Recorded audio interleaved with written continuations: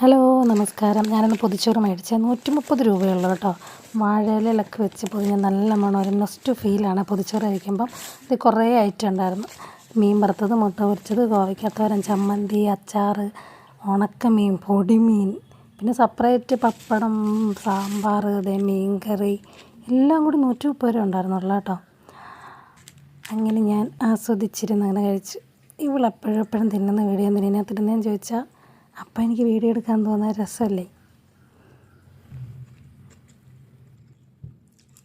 ശരിക്കും പറഞ്ഞാൽ ഇങ്ങനെ പൊതിച്ചോറൊക്കെ കഴിക്കുമ്പം നമ്മുടെ ഫ്രണ്ട്സൊക്കെ കൂടെ വേണം. അപ്പം നല്ല രസമാണ്, സ്കൂളിൽ ഓർമ്മയൊക്കെ നമുക്ക് വരും. അപ്പം ഞാനിങ്ങനെ ഇത് കഴിച്ചിട്ടും തീരുന്നില്ലായിരുന്നു. പക്ഷേ ഞാൻ വേസ്റ്റ് ചെയ്യത്തില്ല കേട്ടോ. ഞാനിങ്ങനെ പൊതിഞ്ഞ് വെച്ചിട്ട് പിന്നെയൊക്കെ കഴിക്കും. അങ്ങനെ പിന്നെ ഞാൻ കഴിച്ചുകൊണ്ടിരുന്നപ്പോഴത്തേക്കും എൻ്റെ കൂടെയുള്ള ഷൂട്ടിനുള്ള അവളമാർ വരുമെന്ന് പറഞ്ഞു. ഞാൻ കഴിച്ചുകൊണ്ടിരുന്നപ്പോൾ ഇവിടുത്തെ കുട്ടികൾ കയറി വന്നു. കുട്ടികളോ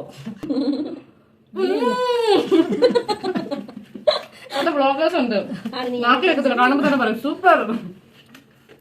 അല്ലേ ഇവിടെ നിന്നപ്പം ഞാൻ വീഡിയോ തിരികാത്ത പോലെ നല്ലതാ മമ്മി, വേറെ എക്സ്പ്രഷൻ.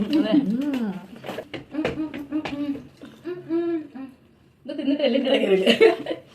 അവിടെ 130 എന്ത് ലാഭമാണ്. ശരിക്കും പറഞ്ഞാൽ കഴിച്ചിട്ടും തീരുന്നില്ല.